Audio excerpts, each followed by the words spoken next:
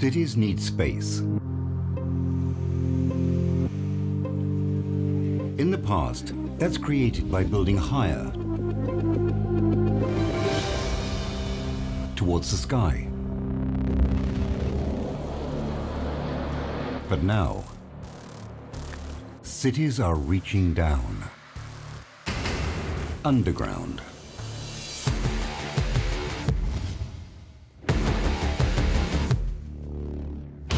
It could be the solution land-scarce Singapore is searching for. The entire country is less than half the size of London. Throughout its existence, it fought back the sea to create new land, using this for building homes and factories. Confronted by limited space, its engineers found new ways to design and build that the world has never seen before. But all this is not enough. We are going to run out of land sooner or later. Singapore needs an additional 5,600 hectares of land by 2030 to provide for a growing population. It needs land to sustain economic growth. It's becoming more obvious cities need to embrace the underground. Tokyo and Helsinki use the subterranean extensively to optimize limited land in their cities. Singapore plans to do the same. A new frontier opens in the search for space to overcome land shortage. Singapore is all of 720 square kilometers. It's the 20th smallest nation in the world, the second smallest in Asia.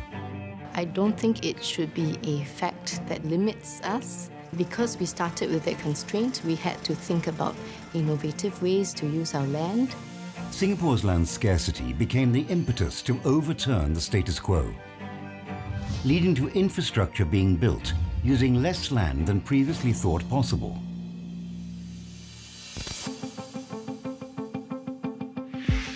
Singapore has about 200 kilometers of rail network. The daily average ridership on the Mass Rapid Transit, or MRT, is around 3 million.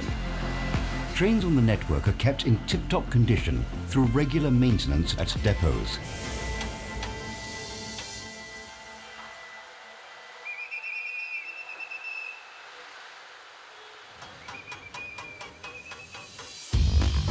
In 2010, the Land Transport Authority started planning for a depot to serve the new Thomson East Coast MRT line. We were working together with a group of interagency people on how to optimize land for constructing the depots, as depots take up a lot of space. Rail engineer Adrian Teo thought his task was to build one depot. He did not expect the project to turn into the world's first mega depot. Necessity is the mother of all inventions. So this project was born out of that necessity to save space.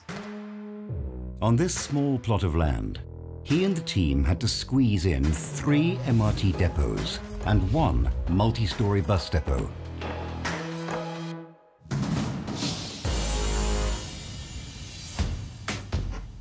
The only way to fit in 3 MRT depots was to stack them up. This has never been done anywhere in the world. To deck the depot on top of each other means that they have to share a similar track layout and column grid. So the columns are designed so that they actually run through the entire height and depth of the depot. And it was quite a challenge because we have different fleet sizes for each depot, different lengths of trains for each depot.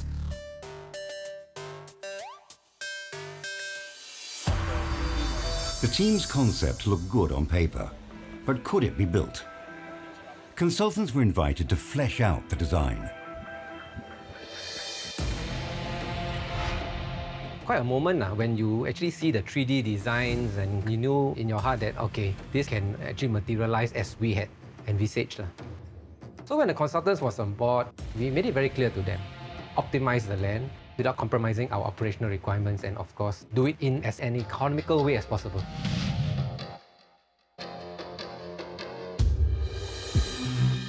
Together, they worked out a way to assemble all depots into a very compact 36 hectares. The rail depot It's narrow over on this side and wider on that side. We look at many combinations of where we can put the bus depot, and over here is where we can have the smallest footprint. Now, if we were to build all these 4 depots separately, that would amount to about 80 hectares or so. So we saved about 44 hectares.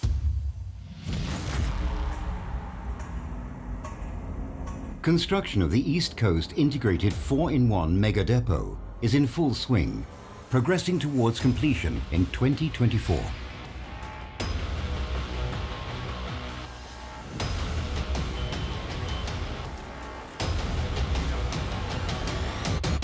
The main driver for this project is very clear actually. It is to save land. The choice of this site and even the whole idea of putting the depots together was to optimize land. I think we really achieved what we set out to do. I don't think we could have done it better.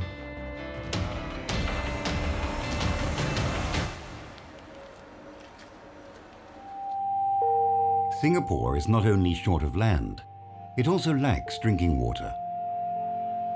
Desalination, making seawater suitable for human consumption, is an important source of potable water for residents. Are you ready? Yes. Are you ready? Yes. Let the helmet, okay?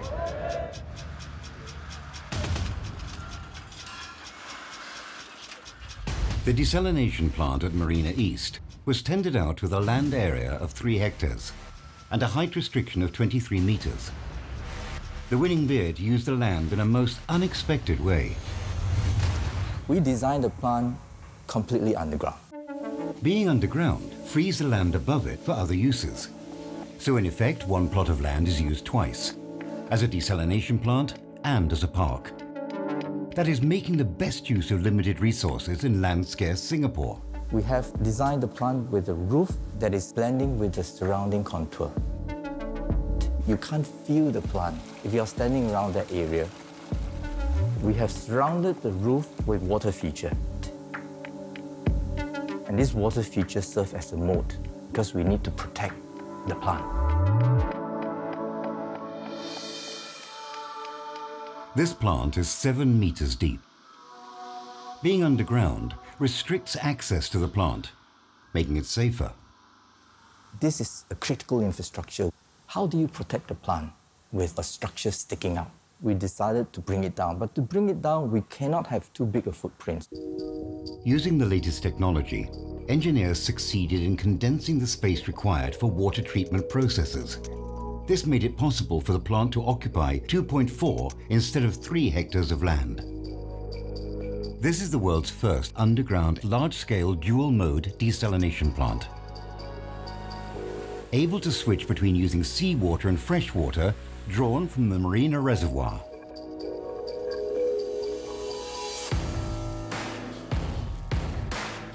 With the many challenges of building in land-scarce Singapore, will companies throw up their hands and leave the island for other places where land is in ample supply? We will use Singapore to test bed our best technology. We will not run away from Singapore. We will use Singapore as a base and expand and grow the business. But when business takes them to locations with all the space they need, old habits die hard. When we design a wastewater treatment plant in Qatar, the land is huge, 1,600 hectares.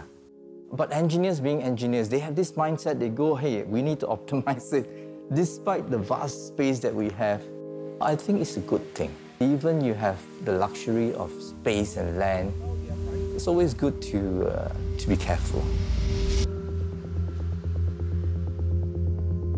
This instinct to save space is a matter of survival for a city-state as small as Singapore, where space must be optimized at every opportunity. It's not an option that we can just continue to take up as much land as we can, because we are going to run out of land sooner or later if the country is going to grow in a way that it has to grow in order to be sustained economically. Where land is in short supply, every bit of it is put to productive use wherever possible. Land that might not be considered usable by people in cities with plenty of space is turned into locations for some unusual activities by Singaporeans. In the West Coast, under a viaduct. On a narrow strip of land, just 1,200 square meters, a dream is being fulfilled. Tan Si Lai is part of Singapore's national archery team. He wanted to set up an archery range, a place to train the next generation to represent the country at competitions. But first, Mr. Tan needed the right location. He had a hard time finding an ideal spot until this turned up. This viaduct is high enough, which provides the clearance for our arrow trajectory. And it's straight enough for our 70-meter distance, which is the Olympic shooting distance.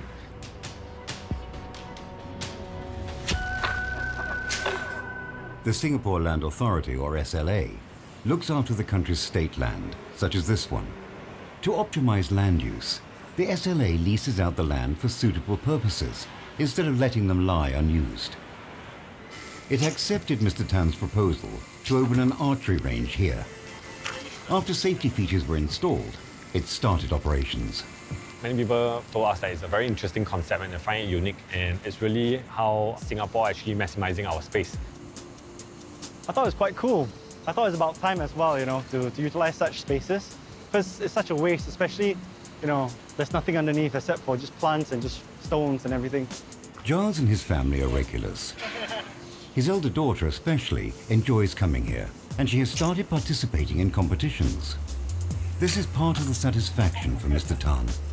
Be able to see beginners of all age and different nationalities to come and pick up a sport and fall in love with the sport. Though land scarce, this small island still has space for dreams.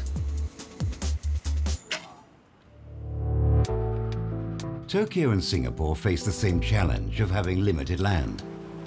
But Singapore has the bigger problem.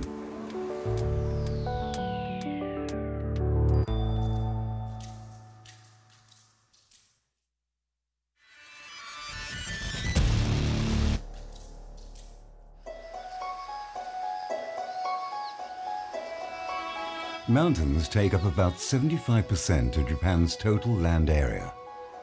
日本の場合には国土の 10% 程度しか人の利用できる場所がありません。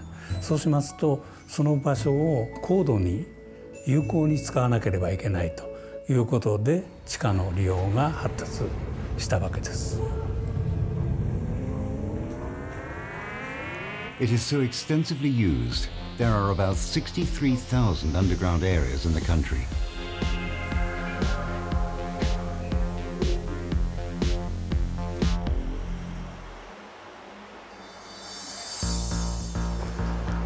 Nowhere is the use of underground space more necessary than in Greater Tokyo.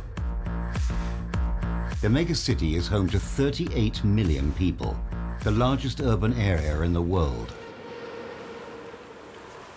The downside of city living for pedestrians are magnified in this metropolis. そういう中で地上の環境を良くするためにはそういうものが地下に入る、あるいは交差点を地下にして人が地下を通るということで、そういうリスクを回避するということが皆に理解をされて、それで地下の利用に対してその市民の同意が得られやすくなった。Japan's underground pedestrian network is one of the largest in the world. This university student is walking through one of the longest passages, 4 kilometers in length. People use it to go from one metro station to another and to buildings above the ground. It's a convenient, safe and sheltered way to move around the city, unimpeded by vehicles, unaffected by weather conditions.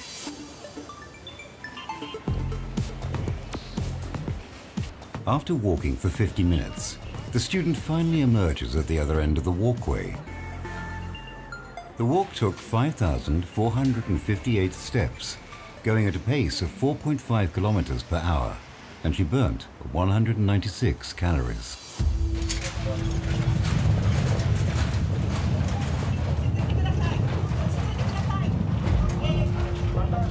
Japan is located in one of the most active seismic zones in the world. This may raise questions over the safety of its underground structures. But studies show earthquake shock waves are weaker underground. ですから地上のビルが倒れたりしている神戸の震災もありましたけども、地下の構造物はほとんどが壊れていません。ですから地下が深ければ深いほど構造物が安定するということが分かっています。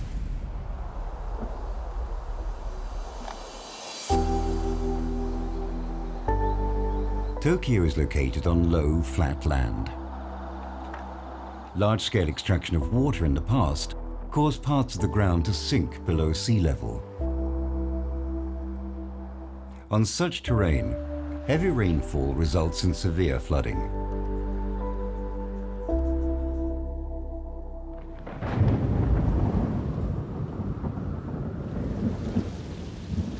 During downpours, excess river water is channeled into a drop shaft. It flows into a tunnel that temporarily stores the water, keeping it from flooding buildings and roads on the ground above. The water is discharged when it's safe to do so. This Kanda River regulating reservoir is 43 meters below the ground.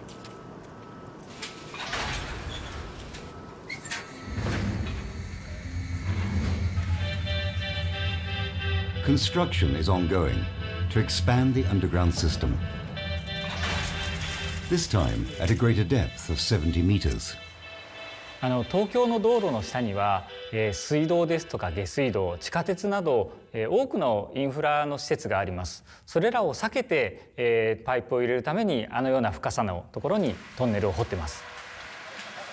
Air has to be sent down from the surface through the yellow tube to ensure good ventilation for workers. Working at this depth has other challenges. 深いところですので、高い水圧、高い、土の力ですね。やはり深いところに行くということで、高い水圧に耐えられるような、構造にしなければいけないということで、そういう意味では新しい技術っていうのは必要だったと思います。When completed, the new addition can handle floodwater from torrential downpours.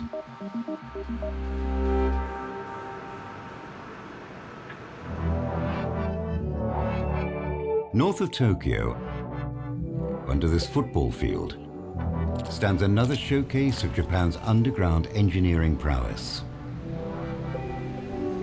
This is the world's largest flood diversion facility, built at a cost of $2 billion US.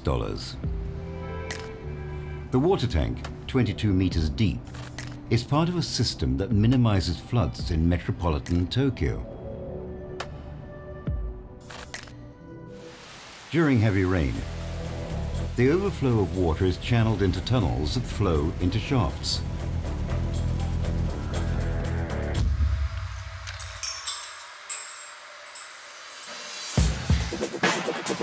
This shaft is 70 meters deep, 32 meters in diameter. When the overflow fills up to this height, it spills into the water tank.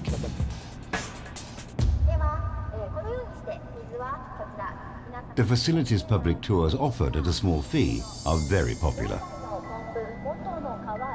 この施設があることで地域の安全安心を守っていると、日頃のその防災意識ですよね。一般の方々の防災意識を向上させるためには、こういった施設があることによって町を守ってるんだというのを知っていただきたいということです。Pumps inside this building discharge the overflow from the water tank into the Edo River.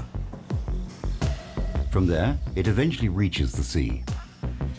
この施設ができたことによる効果っていうのが、試算で言いますと、1200億円。今まで水を取り込んだおかげで浸水被害が免れたトータルのお金。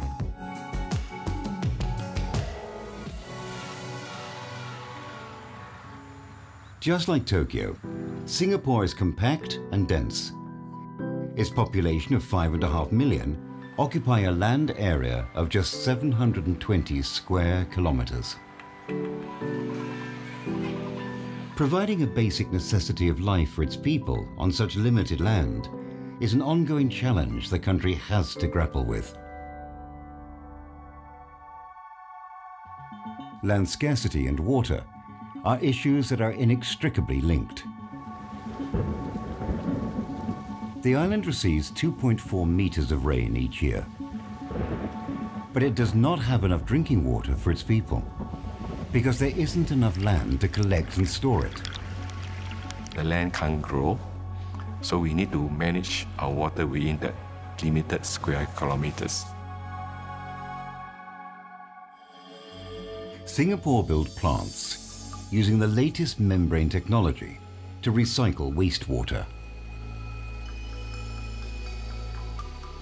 The final product is an ultra-clean water that's safe to drink. It's called New Water. New water is a key component in overcoming our land constraint. If I go by conventional way, if it rains, I need hectares and hectares of land, like a reservoir. But if I can produce new water, I don't need land. Being short of land, Singapore is also making good use of the space on water surfaces. One of the world's largest sea-based photovoltaic systems will be installed in waters near the Woodlands Waterfront Park in 2019. It's the size of 5 football fields, capable of providing energy to power 1,250 four-room flats. Reservoirs serve as sites for floating solar panels. This testbed at Tengah Reservoir is the world's largest. If this trial succeeds, more may be installed on other water bodies. This duty to provide water and power for the nation is a reflection of the unusual situation Singapore is in. It is both a city and a state. Other cities concentrate on providing city-level facilities and infrastructure such as parks. Singapore does this too, but it has additional responsibilities. Because we're also a nation, we have to set aside land for defense and training, airports, seaports. Fitting all these in calls for every bit of land to be used in the most efficient way. This dual identity has implications on the economy too. If I was just a city, land use would be very different. For example, I don't need manufacturing. Maybe I can rely on a different city for manufacturing. Hong Kong can be a financial services hub, and then Shenzhen can be the hub of manufacturing. We have to be Hong Kong and Shenzhen put together in probably a tenth of the space or something.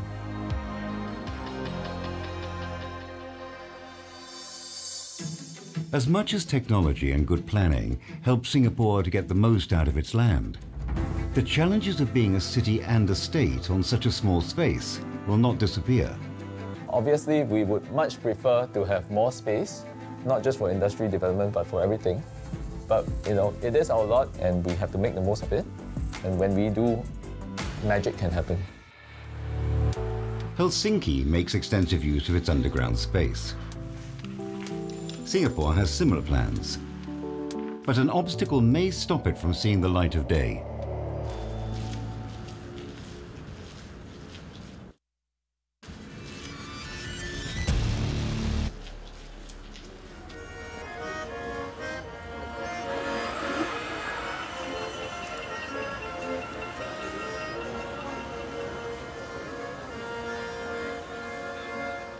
Helsinki. The capital of Finland sits on a peninsula.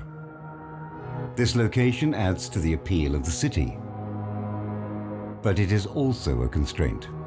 We have the sea, so the city cannot grow into every direction. Helsinki has long, cold winters. Add these together, and it's clear why going underground is an attractive option. It keeps people away from the weather. While space is limited above ground, there is ample to build on below.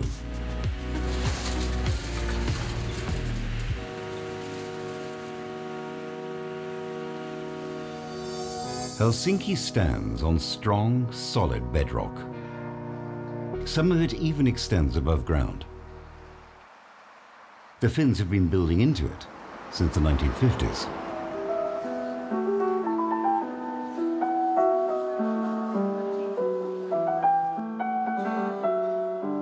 This 50-year-old church is ensconced inside an outcrop.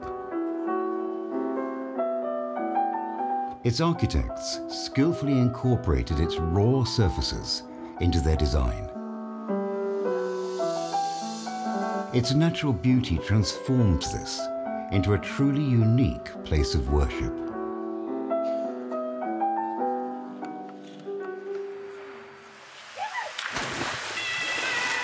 Blasted out of solid rock, this swimming pool lies 8 meters below the surface. It opened 25 years ago and still draws about 1,000 people each day. It takes 21 workers to run this place.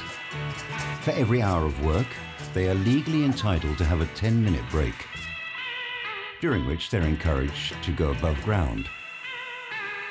Has it been difficult to recruit staff? No. We don't have any kind of problems. Most of them, they have been working here 25 years. They don't want to leave this place.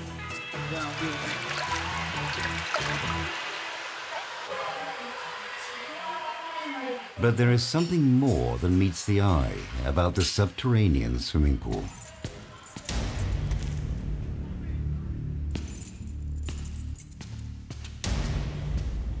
If there is a war, we are closing all the doors and people can be really safe here. We have water for 3,000 people for 1 week and heating and food. The underground swimming cavern is also a civil defense shelter, equipped with its own water treatment plant.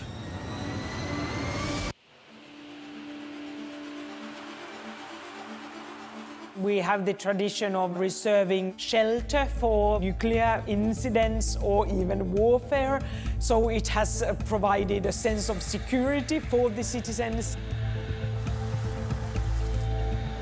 Thick, solid bedrock protects the infrastructure from attacks.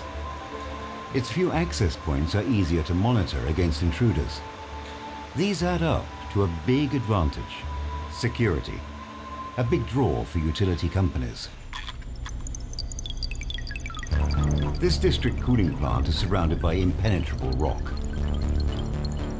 Inside, water in a tank is chilled to 8 degrees Celsius. This is used to cool buildings above. A separate system heats up water to 110 degrees Celsius during winter. It flows into pipes that brings it up to warm homes and offices. Here, the average winter temperature plunges to -6 degrees Celsius. Heat is necessary for survival. Hence, security is essential for critical infrastructure like this. So too is maintenance. It's very easy to do the service down here. The tunnels are 6.5 meters wide and 4.5 meters high, giving us possibility to move around with trucks.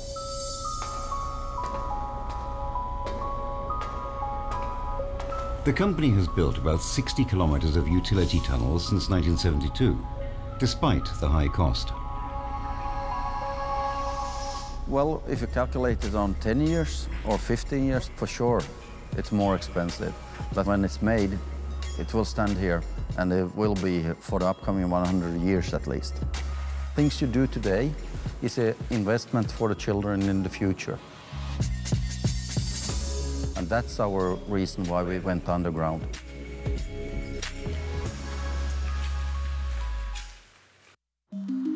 In 2010, the Finnish capital became the first in the world to have an underground master plan for the whole city. It's legally binding, so you have to use this plan and the guidelines in these plans and the regulations before you can start a project. The plan supports the city's long-term strategic goals. One of its main purposes is to allocate and safeguard space now for future needs, such as underground train lines. Once reserved, the space is guaranteed for public projects the city may need as it grows. But even in Helsinki, a city that has embraced the subterranean, it has not been smooth sailing. Implementation of the underground master plan has certainly been slow. And there are several reasons. All the projects are somewhat more expensive, so there are always more hindrances. For Singapore, the issue of higher costs may be an obstacle to more extensive use of its subterranean. It is indeed more costly to go underground, and that's because you have to excavate. It's a little bit more complex in terms of the construction, and you have to cater for things like waterproofing, special ventilation, access, and so on. Some questioned if the money could be better spent, finding new ways to use the ground's surface more efficiently. Given our limited land, I would say it's not either or, it's both. We both have to optimize the land above as well as think about how to make good use of the land underneath as well. Research is ongoing to reduce costs of constructing and operating in this space. But building below the surface brings its own set of savings. First of all, you don't pay for the facade and you don't maintain. Secondly, things that you put in the ground, you don't have too much solar gate. This can actually reduce your energy cost by 10 to 15% in the long run. There are calls for such projects to be measured not just by costs, but also by how they enhance the living environment. Underground sewage plants are expensive, but it keeps unpleasant odors and views of unattractive treatment facilities away from people. As society grows, the expectations are higher and higher. People may not live with the environment that's unsightly, and so we've been moving to improve the livability and the quality part of it. So despite the costs, the potential benefits of this space prevent it from being written off for now. We want to be very deliberate in exploring the underground space as a resource and not dismiss it as a place that's too expensive.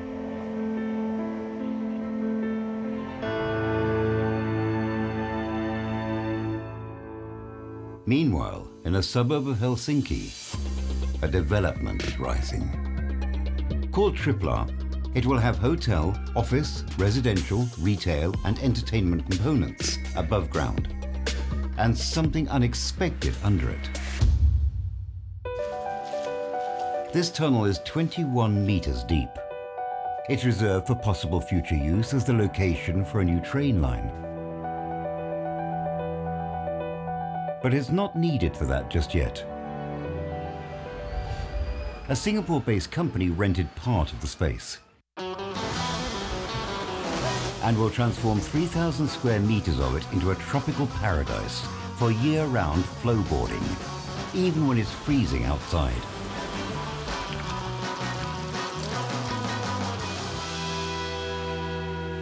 In 2019, Helsinki will release an update of its 2010 underground plan. We are taking away part of the reservation that were given to private car tunnels because our car traffic has not grown so rapidly. A new thing that we have to plan more carefully is geoenergy. I do believe we will be using much more within 20 years, but also that needs its own space. Geothermal energy is generated by the Earth. The underground master plan may reserve space to tap this sustainable source of power. Helsinki has had a head start on the rest of the world in having an underground master plan for the entire city. Two tenets have stood them in good stead along the way. It's very important to notice the connections between underground and upper ground planning and to analyze these all the time integrated in relation to each other. Do it very systematically. We try to prioritize by analyzing what is the result we want to have and then calculate what would be the best way to have it. You will in the end have more possibilities when you have planned carefully.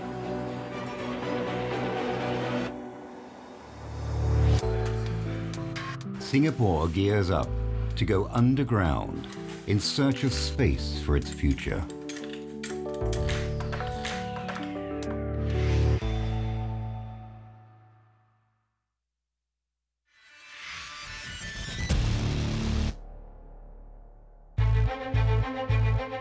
The limited land in Singapore left its buildings with only one way to go: upwards. As the country grew, so did the height of its skyline. We want to look at how we can better optimize the space that we have. Other than building higher, the next frontier is how can we make better use of our underground space. Its underground journey started more than 50 years ago at Raffles Place, a landmark in the busy financial district. The country's first underground car park was located here.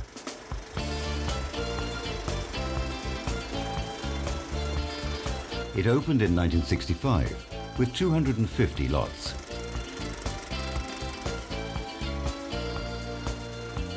Above it was a landscaped area with a clock from Seiko, a Japanese watchmaker.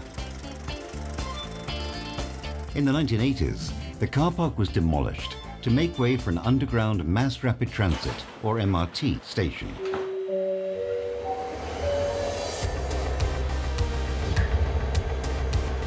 Today, people on the island spend part of their daily lives below ground. Millions travel on the underground MRT network, walk underground to connect between train stations and buildings. Some even work below the surface. At the Kim Chuan Depot, 22 meters deep, a team maintains trains 24/7. This is the largest underground facility of its kind in the world. Soon, it will get even bigger, as there are plans to extend it to serve more trains.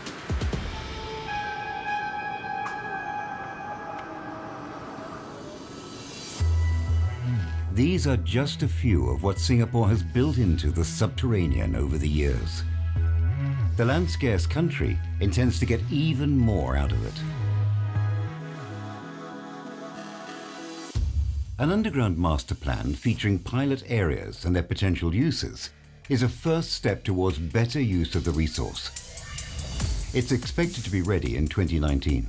We will put out the plan for a particular district, how we want to coordinate the underground uses, what the types of uses are for certain layers of land underground. As much as we can things to put underground, we should try to do it, not immediately, but over a long period of time when opportunity arises. But we can only do all this if we actually start planning now. Things that doesn't need the daylight, like roads, this can be put underground. Other urban centers such as Tokyo have extensive underground road networks. The Yamate Tunnel, the longest, runs for about 18 kilometers, 30 meters below surface. Singapore's current underground road network is not as developed. But this could change with the master plan. Right now, the roads take about 12 to 15% of the surface area. And if you actually put it down underground, then essentially you actually save space. Moving suitable structures below frees up precious space for other purposes. This space on the ground will be prioritized for people. With natural light and fresh air, it has greatest value as a place for us to live, socialize, and enjoy the outdoors. But to have more of such spaces takes a change in mindset. Normally, people don't even think about the possibility of building underground.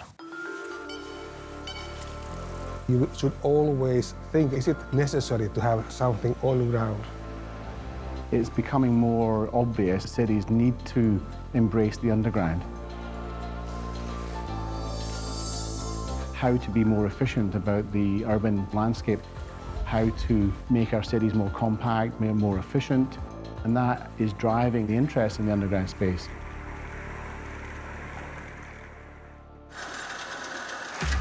Singapore has spent the past months gearing up for more extensive use of this resource. A large part of this involves collecting information, working with the industry. Geologists from the Building and Construction Authority, or BCA, have been examining the types of rocks under Singapore. The information gathered will be used to develop geological models.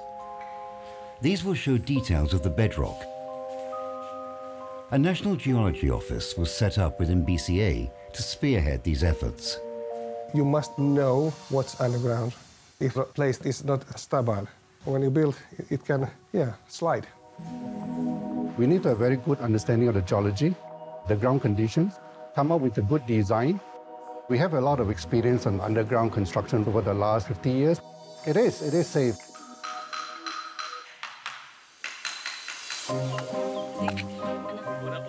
This is the next generation of civil engineers, picking up basic geology knowledge on a field trip. After graduating, they may one day be designing and building subterranean structures. Then we can see the grain clearly. Oh yeah. Of course you can see, but with a naked eye. While students look into rock composition, another group is trying to solve the mystery of what lies under Singapore's streets and buildings. No one has complete and reliable information on this. The older the city is, the bigger the problem. New York, London, they have similar situation. A lot of very old utilities, some of them not even mapped. The Singapore Land Authority and the Future Cities Laboratory are working towards creating a three-dimensional map of underground utilities.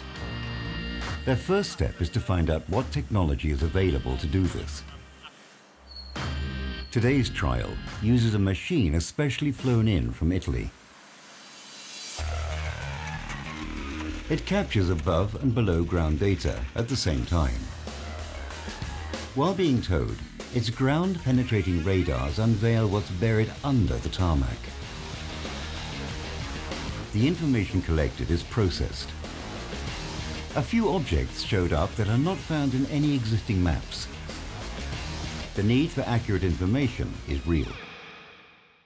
The usage of underground space is not going to be limited on the shallow portion. So we have to really make full use of the different depth of the underground, and a 3D map is important.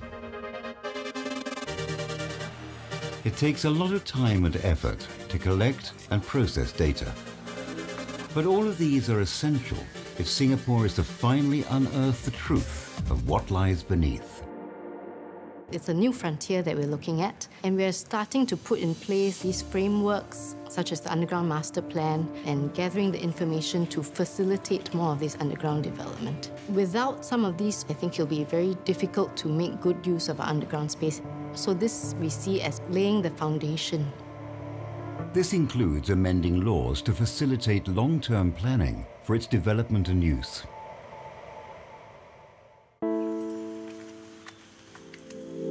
The Singapore height datum is a level fixed across the whole country. Height measurements take reference from this. The law today provides that the underground space owned by surface landowners extends to 30 meters below the Singapore height datum. The government is allowed to acquire specific stratum or pockets of space needed for public projects.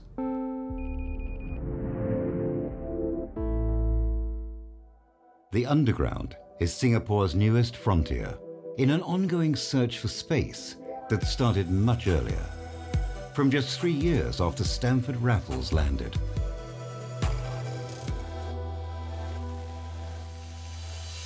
Boat Quay, Singapore's first reclamation, took place here in 1822. The land created was used to erect buildings, such as warehouses. It continued after independence in 1965, when land was needed to build homes for a growing population. Factories to create jobs, as well as airports and seaports to connect it to the world. Over the years, Singapore fought back the sea to add 25% to its land area. Opportunities for further reclamation are limited. The new solution lies underground. The upcoming Underground Master Plan, featuring pilot areas, will guide Singapore's development of this new frontier. It will take years to bear fruit, there is time for this to unfold. Because of our long-term and integrated planning approach, we have safeguarded land for the land use that we currently need. It must act now if it's to have enough of this resource in the decades to come. We don't want to reach a situation where we have used up all our land and the future generations have no room to grow. We try to make sure that we're always creating options for our future generations.